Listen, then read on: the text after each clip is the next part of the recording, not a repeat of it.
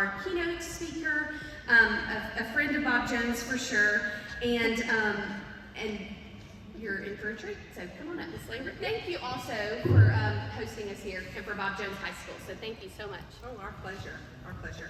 Thank you so much, and we are in for a real treat tonight. It is my pleasure to introduce Dustin Haraway, who will be our speaker tonight. Dustin grew up in Madison and is a product of Bob Jones High School. Go Bob Jones. Just kidding. He was here at Bob Jones from 2010 to 2013. He went on to play football at Georgetown College in Kentucky. Dustin was a 3-time All-Conference honoree and also a 3-time academic All-American. He graduated with a Bachelor's of Arts in Economics. He began his career in wealth management and joined Financial Strategies Group to launch his own financial advisory practice, pursuing his passion to help families experience financial peace through a strategic financial plan. Dustin currently serves as a coach for the Field Academy, which is teaching high school and middle school students, athletes, fundamentals of football. Additionally, he is passionate about making a difference in the lives of those struggling with mental health conditions. Dustin presents on mental health issues to schools across the Huntsville and North Alabama area, sharing his own story of overcoming a personal battle with depression. So join me in welcoming Dustin Haraway.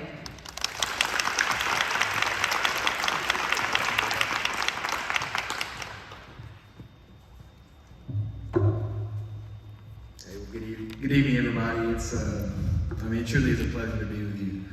And I'm honored that this school system would put something on like this and actually have the conversation and raise awareness. I think that's one of the biggest issues with this whole mental health conversation. We're just not talking about it. Many people, many kids, many of us are suffering in silence.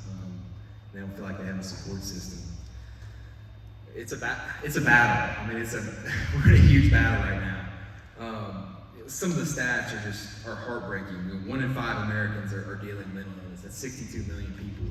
Amongst young people, the numbers are even higher. In 2020, there was 12 million people that were seriously considering suicide. And amongst kids or youth, just younger than age 24, approximately 1 in 4 were considering suicide. There was 1.4 million suicide attempts and 46,000 Americans died by suicide. It's the 10th leading cause of death in the U.S., but it's second among those aged 10 through 34. We're losing it's equates to 1 death every 11 minutes. We look at the stats. This is heartbreaking. We have to talk about it. We have to have the conversations. And people struggling, they want to impress. They want to get away from everyone. It's not the answer. We have to come out. We have to talk. And these diseases are no different from a physical illness.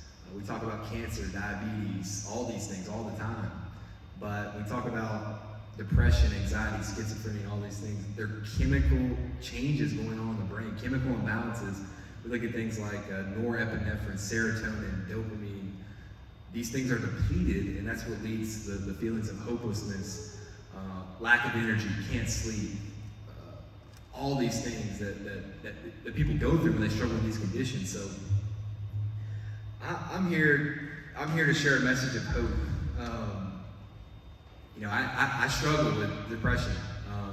So just to give you guys a little background on myself, I'm just like many of your kids. I grew up here in Madison, went to Bob Jones High School, raised here my whole life, played football from age 5 to really 23 through college. So I had a normal Madison family life. I had a great family, loving parents. They never missed a college football game that I had. I have a brother that I love. He's 18 months apart from me. I had a great life. I had everything I ever wanted. A lot of people look at my situation like, how can somebody like that end up depressed? So I want to encourage you guys, depression does not discriminate. I mean, it can impact anyone. It does not discriminate. So that's a little more background. So what happened? So I went and played football in college, as Miss Sylvia said, and that was the best 4 years of my life. As many of you would say your college years were. See, I played football in college. That was my dream. That ends in 2017. I graduated December 17, and that chapter closes. And I'll make the point too, I had made 6 of my best friends in college. I was very physically active. Obviously, if you know what a football training regimen is like in college, you get a lot of exercise and training. So all the factors were working for me in that period of life. And then that ends. January of 2018, I'm out in the real world now. I got to go find a job. I'm a very driven, motivated person, so I had something already lined up on January 8th. I knew I wanted to be in wealth management. I got my degree in economics, and so I started this financial sales role. And so my job was to go in and make 50 sales calls a day to call financial advisors and sell them our annuity product. And I mean, you can imagine, you make 50 calls, you might get 2 on the phone, and they don't even listen to you. And so there's just constant a rejection that I was facing every day. I'll add, I moved to a new city. I moved from Georgetown, Kentucky to Louisville, Kentucky, which was a new city, new place. Felt completely isolated, didn't know many people in a new city. So I had this big lifestyle shift, right? I go from playing college football to new city, isolated, job I don't really like, and I was not working out anymore. I completely stopped physical training, and because I didn't have the motivation anymore. I mean, football was the motivation, and so that went away. So all of that gets ripped out of my life, and so I believe depression is a lifestyle disease, and I think that's what happened in my case. For all those factors, everything just started spiraling down and dwindling down. So we fast forward 6 or 7 months later to July of 2018, and I actually start really feeling symptoms of depression. Remember just feeling less energy, lack of focus. I couldn't communicate with people. I couldn't talk to people. Wanted to be alone. Couldn't sleep. I got to a point where my brain just was not functioning properly. And it really got to the point in August of 2018 where I couldn't carry out the daily task of living. It was that bad. And so I just remember one night, my brain was just spinning, going crazy, and I was scared. I called my parents. I was 23 years old at the time. I didn't know what else to do. And sure enough, my dad was there that night because they were worried about me. They could hear the despair in my voice, and they thought I might be on the verge of harming myself. So they come and get me. I actually returned home to Alabama from Louisville, and really the battle just kept going from there. For the next really 6 or 7 months, I lived at home with my parents. I wasn't working. I was on disability through my job, and here I am, 24 years old. I turned 24 in September. And I just feel ashamed, embarrassed. I'm at home living with my parents. I'm not working, and I'm depressed. And I was just trying to hide from everyone. I was extremely embarrassed, and because of the natural stigmas around depression. I really tried to summarize what I was feeling, because I think if you don't go through it, you really don't understand how somebody feels that's depressed. And I was in a pit of despair. I would look at people that were just in way worse situations than me, paralyzed, mentally handicapped. I wish I could trade places with them. That's how bad I felt. I felt like I was just living in this warped reality, nothing was normal. It was almost, I describe it metaphorically, I couldn't breathe. I couldn't get a moment of relief from what I was feeling. I'd look in the mirror and just not even recognize who I was anymore. I couldn't see the future. There's this cloud over you. You feel completely hopeless. I'd think about things like getting married and my next career, and I couldn't see it. I had no hope. I thought I wasn't going to make it. Just negative thoughts just constantly running through my head. I didn't want to be around anyone. locked myself in my room, ignored calls, ignored texts. I didn't want to live. I was only sleeping about 30 minutes a night. I'd go to bed at like midnight, wake up at 12:30, look at the clock, just be wide awake. I could not sleep.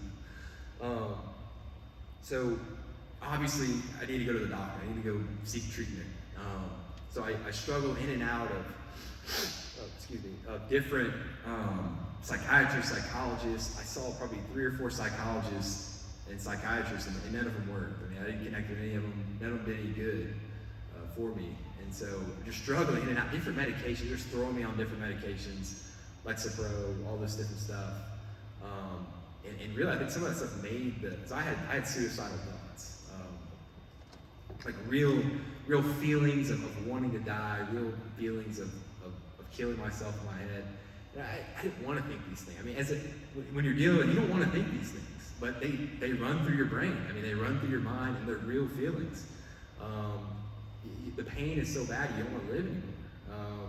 So I struggle with these thoughts every single day for that 6-month period. And so, I mean, we didn't know what to do. I mean, some encouragement for you parents. I mean, watching your kid go through this is like the most heartbreaking thing ever. I mean, my parents, they tear up when they start talking about it. But you're watching your kid suffer, and there's nothing you can do about it. So I just want to encourage you guys, like, just don't give up. Like, the breakthrough is coming. Like, there's hope. There's hope. It's a battle. Like, it seems like it's forever. I mean, it seems like it's forever, right? I mean, every single day, it's the same. Nothing's changing. But just keep going after, keep going to the psychiatrist, keep taking the medication, keep saying I love you. Like, just keep at it, just keep going. And I'm telling you that the breakthrough will come. But I understand what you're feeling, and you talk to my parents, and they'll tell you what it's like.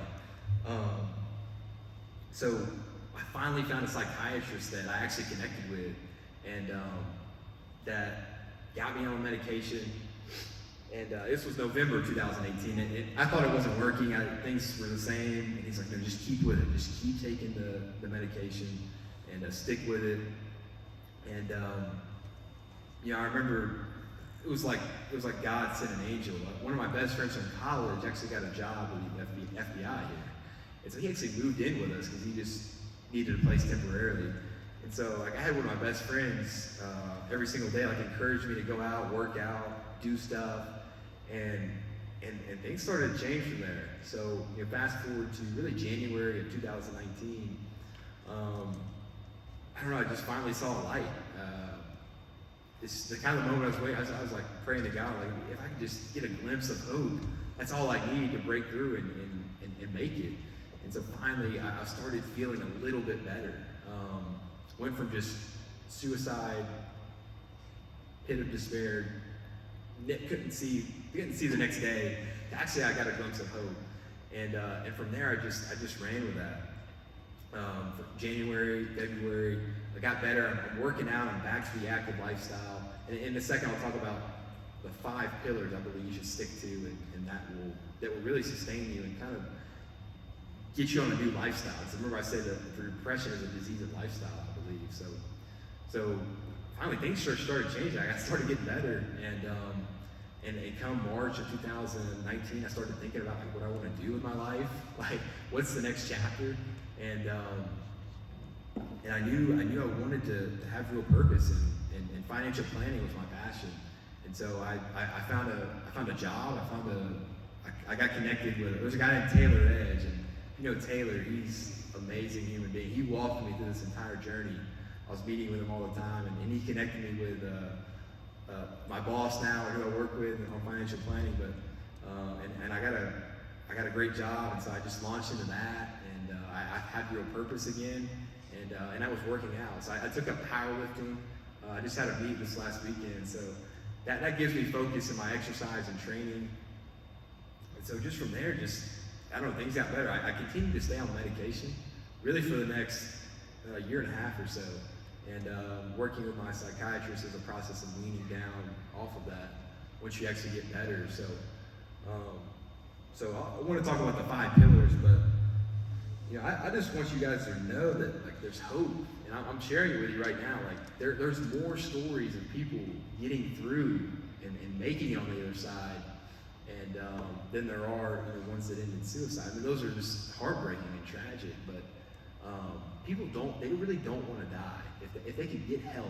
Their stats say like 93 or 94% of people really want to get better. They just don't know where to turn. They don't know the resources, and that's where we have to come in. We as parents, we as educators, we as people that have gone through these things, like speak out and break down the stigma. Like this stuff should not be any different from physical illness. And kids need to know that they're not being judged, they're not weak. Like I'm a football player. Like, I mean, I was embarrassed that I was struggling with something mental when football was like the most mentally debilitating game. So the 5 pillars that I talk about, number one, I'm a believer in Christ, and so I just believe we're spiritual beings, and there's a power greater than us that we have to have in our lives and embrace. And if everything in the Bible is true, God promises us hope, joy, peace. I mean, that's what we're looking for at the end of the day. And peace is what people really want. And so just having that in my life is monumental. And that carried me through this time as well. Number 2 is social connections and community. Like, we look at Maslow's hierarchy of needs, and one of the top ones is just being known, people loving us for who we are. We have to have community in our life. I mean, there's no doubt. Isolation is one of the leading factors of depression. So we have to have community. We have to have real, genuine relationships, not just with our family, but like friends, people that love us and that we spend quality time together with. Thirdly, I believe you have to be physically active. You have to exercise. I mean, the science shows that it's more effective than medication. Exercise, physical activity, it's a must. Like if you want to get through these things and you want to stay free of them, you have to work out. But the key is finding something you enjoy, like something you like. I talked about powerlifting. That's bench squat and deadlifts and just training for that. That's what I did in football and training in college. So you got to find something that you like and enjoy. Fourthly is like diet and sleep. But you have to sleep. All the sessions talking about you got to sleep. And that's the key to feeling well. 7 to 8 hours of sleep at night. Tell your kids put their phones up 2 hours before bed because the light reduces your melatonin, the blue light. So I mean, these are all little things, but if they can help your kid, you should start encourage them to do them. Sleep and diet, what you put in your body. One of the professionals was saying like kids put illegal drugs in their body, but they won't put the medication in that they're being prescribed. Like the stuff you put in your body changes the chemistry of your brain, and there's no doubt about that. So, and then fifth is finding your purpose. Like what is my life? What is the meaning of my life?